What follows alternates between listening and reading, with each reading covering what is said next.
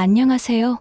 반갑습니다. 중국의 평범한 가정에서 태어나 의사를 꿈꾸며 의대에 진학한 웬디 덩의 야욕은 의사가 되는 것이 아니었습니다. 그녀의 꿈은 부와 권력을 주무르는 것으로 바뀌었고 그 꿈을 이루기 위해 이용한 건 바로 남자였습니다. 웬디 덩은 재벌부터 총리까지 전 세계 정상급 남자들을 이용해 무일푼에서 2조 원이 넘는 자산가가 되었습니다. 수단과 방법을 가리지 않는 무서운 여자로 묘사되는 웬디 덩은 본인의 목표를 위해 어떤 계략과 수단으로 부와 명예를 차지했는지 알려드리겠습니다. 구독과 좋아요, 많은 댓글 기다리겠습니다. 1968년 12월 5일 산둥성 진안시에서 한 달에 $50를 버는 중국인 노동자의 딸로 태어났습니다. 중고등학교 성적은 평균이었지만 키가 178cm에 달했고 학창시절 배구팀의 주전 선수였습니다. 이후 웬디 덩은 광저우 의대에 진학한 이후 우연히 뉴욕 타임스퀘어의 사진을 보고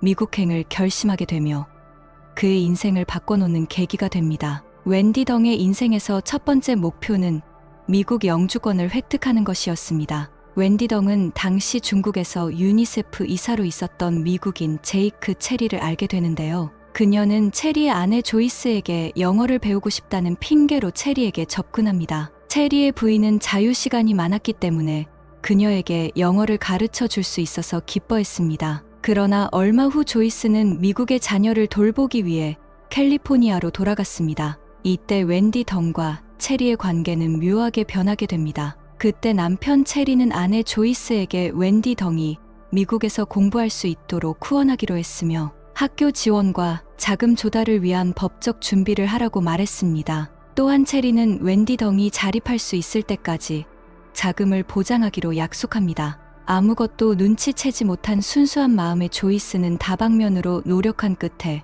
웬디 덩이 미국에 유학할 수 있는 준비를 마쳤습니다. 이렇게 웬디 덩은 첫 번째 계획이 성공하게 되어 1988년 미국으로 진출하게 됩니다. 미국인이 되고 싶은 그녀는 체리 부부 가정에 입양되어 캘리포니아 주립대학교에서 경제학을, 예일대학교 경영전문대학원에서 경영학을 공부하게 됩니다. 이때부터 웬디 덩의 학업과 인생에 도움을 준 부부에게 치명적인 상처를 주고 본격적인 자신의 부와 야욕을 축적하기 위해 한 단계씩 남자를 이용하는 계략을 세워나갑니다. 웬디 덩은 체리 부부의 집에서 살았으며 5살 딸과 침실을 공유하고 2층 침대에서 잠을 잤습니다. 그러나 아내 조이스는 체리가 광저우의 호텔에서 웨이덩과 찍은 수많은 유염한 사진을 발견하게 됩니다. 당시 조이스가 광저우에 있을 때 웬디 덩과 그녀의 남편은 자주 함께 외출했고 때로는 외박도 했습니다. 화가 난 조이스는 웬디 덩에게 집에서 나가라고 말했습니다. 그런데요,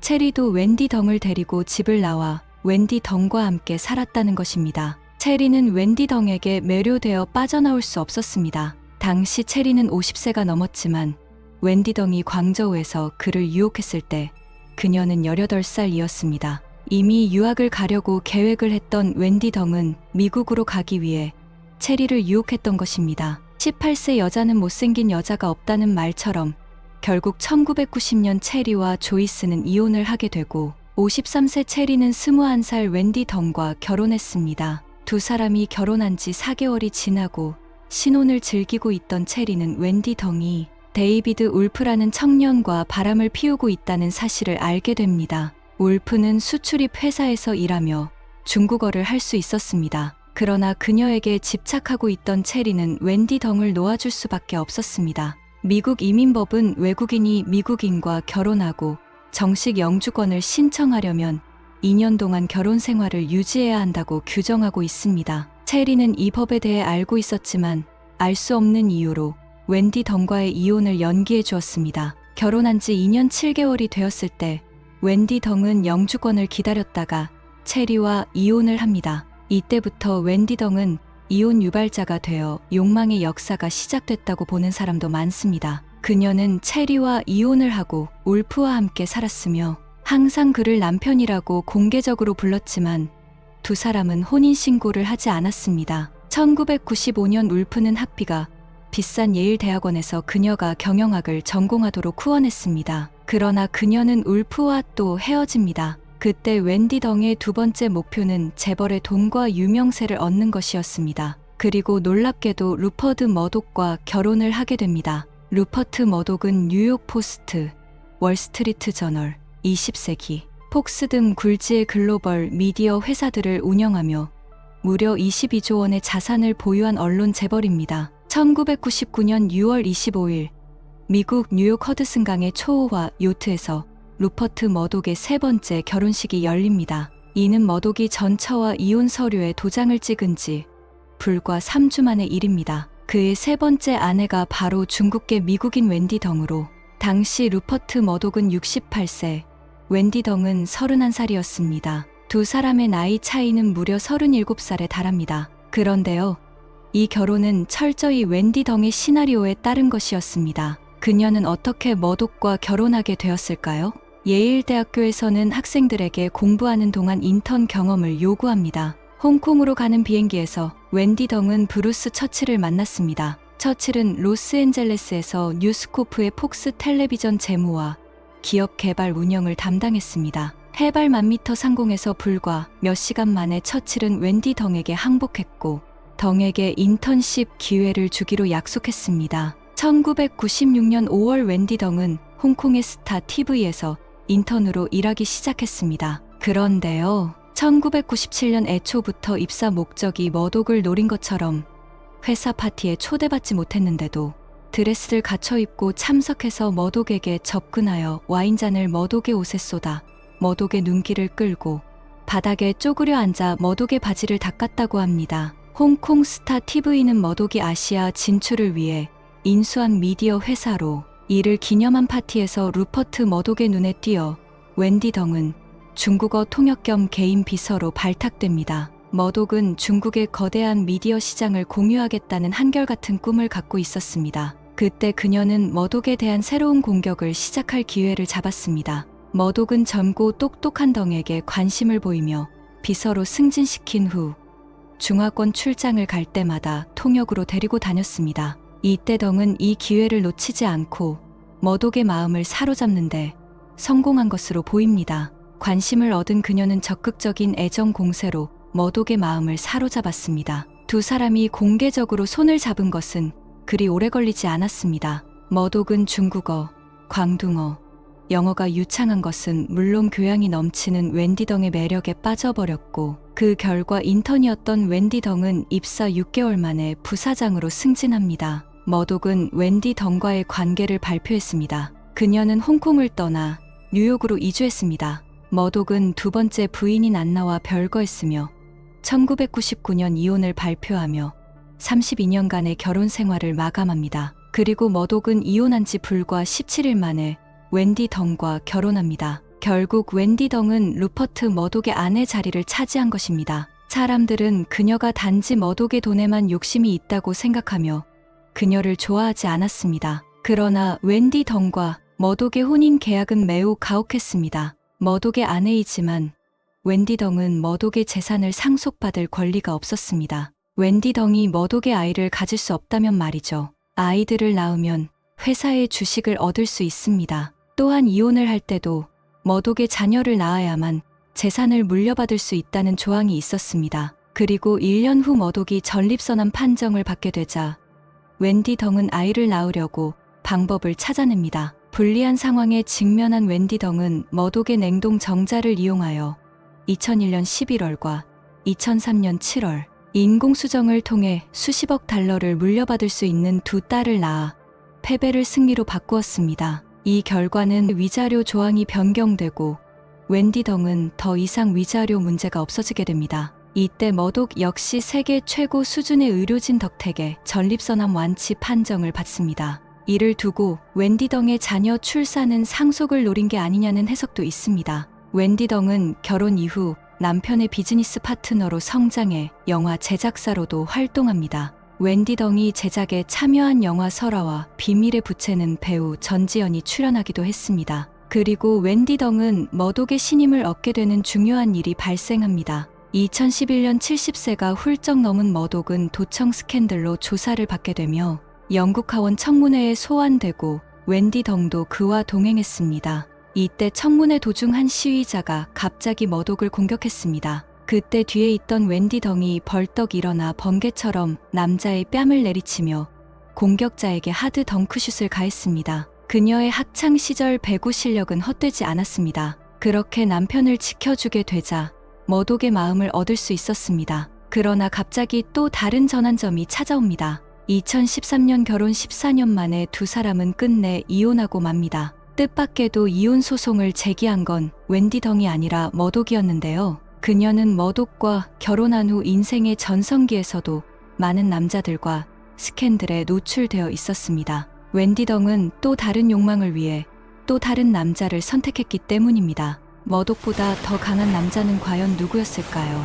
젊고 지적인 모습과 가정적인 이미지로 큰 인기를 얻으며 1997년부터 10년간 영국 총리로 재임한 토니 블레어였습니다. 특히 그는 머독의 오랜 친구로 웬디 덩의 딸 그레이스의 대부를 맡을 만큼 부부와도 절친한 사이였습니다. 그런데 2014년 토니 블레어와 웬디 덩이 불륜 관계라는 기사가 보도됩니다. 기사에 따르면 웬디 덩은 머독과 결혼 직후부터 토니 블레어한테 추파를 던졌고 그녀 소유의 개인 요트와 런던 집에서 수차례 만남을 가졌으며 300통이 넘는 이메일로 사랑의 미러를 주고받았다고 합니다. 미국 베니티 페어 잡지에서 공개했던 웬디 덩의 이메일 내용에는 어떤 이유에서든지 토니가 너무나 그립다. 왜냐하면 토니는 너무나 매력적이고 옷도 잘 입고 너무나 잘생겼어. 그는 정말로 멋진 몸매와 다리 그리고 훌륭한 엉덩이를 가졌어. 그리고 키도 크고 날씬하며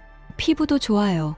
난 그의 초롱초롱한 파란 눈을 사랑해요. 그 사람의 모든 것이 다 좋아요. 라고 적혀 있었답니다. 이런 황당한 이메일을 보게 된 머독이 이혼 소송을 제기했다는 것입니다. 또 해당 보도에선 웬디 덩이 블레어에게 보낼 메일이 실수로 머독에게 전달된 적이 있어 머독은 웬디 덩과 블레어의 불륜을 의심할 수밖에 없었다고 합니다. 흥미로운 점은 웬디 덩의 이혼 과정에서 항상 부적절한 관계가 발각됐다는 겁니다. 첫 번째 체리와 두 번째 머독과 두 번의 이혼 모두 웬디 덩의 불륜 의혹이 출발점이었던 것입니다. 이에 대하여 사람들은 웬디 덩이 머독과 이혼을 하기 위해 일부러 발각된 게 아니냐는 주장도 나왔습니다. 즉 자신의 욕망을 위해 늙은 머독의 돈을 차지하고 자신의 야욕을 채워나가려는 무서운 여자라는 것입니다. 하지만 토니 블레어는 웬디 덩과의 불륜 스캔들에 노코멘트로 대응하며 결혼 생활도 문제없이 이어가고 있습니다. 블레어는 부인에게 싹싹 빌었는지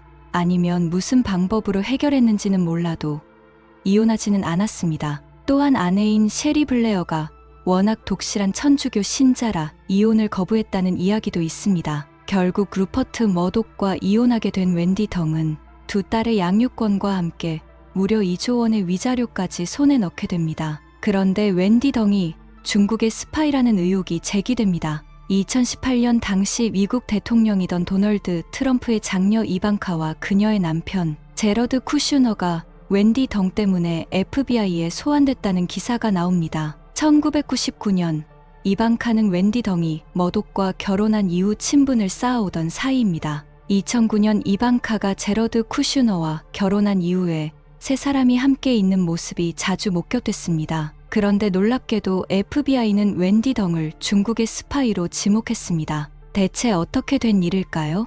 머독과 이혼한 이후 6년 정도 지났을 때 2016년 미국 워싱턴에 중국 정원을 만드는 대규모 건설 프로젝트가 시작됩니다. 이는 2004년 미국과 중국이 프로젝트에 합의하고 12년이 지난 후에야 성사된 것으로 웬디 덩이 제러드 쿠슈너를 설득했다는 것입니다. 제러드 쿠슈너의 집안이 운영하는 유명 부동산 개발업체 쿠슈너 컴퍼니가 당시 중국 진출을 앞두고 있어서 거래가 가능했다는 것입니다. 문제는 중국 공원 내 완공을 앞두고 있던 21m 높이의 탑이었습니다. 백악관, 국회의사당 등 미국의 중요 기관과의 거리가 8km에 불과해 감시나 도청의 목적으로 사용될 수 있다는 의혹이 제기된 것입니다. 결국 이 탑의 건설은 최종적으로 중단됩니다. 뿐만 아니라 웬디 덩의 남편 머독 또한 자서전을 통해 그녀가 중국의 스파이라고 강조했습니다. 하지만 웬디 덩은 자신의 스파이설에 근거 없는 낭설이라고 일축한 가운데 20살 이상 어린 남자친구들과 끊임없이 연애하며 영화 제작자, 스타트업 투자자로 활동하고 있습니다. 웬디 덩은 권력을 얻기 위해 러시아 대통령 블라디미르 푸틴에게도 접근했다는 설도 있습니다. 그녀가 머독과의 이혼 위자료로 받은 액수는 무려 2조 원에 달하는 것으로 알려져 호사가들의 입방아에 올랐고 세계 최악의 개쌍년이라는 별명까지 얻었습니다. 그도 그럴 것이 자신의 목적을 위해 두 가정이나 파탄냈다고 말들을 합니다. 웬디 덩은 자기 신분 상승을 위해 예일대학교에 진학해 석사를 따고 머독 같은 대단한 지위에 있는 남자를 이용했을 정도로 똑똑한 것은 맞습니다. 또한 중국에 살던 시절에도 의과대학에 진학한 데다가 미국으로 이민 가서도 예일대학교 경영학 석사까지 진학했고 머독 같은 거물 언론인이 직접 발탁할 정도이니 덩의 재능에 의심의 여지는 없습니다. 하지만 그걸 안 좋은 곳으로 이용하여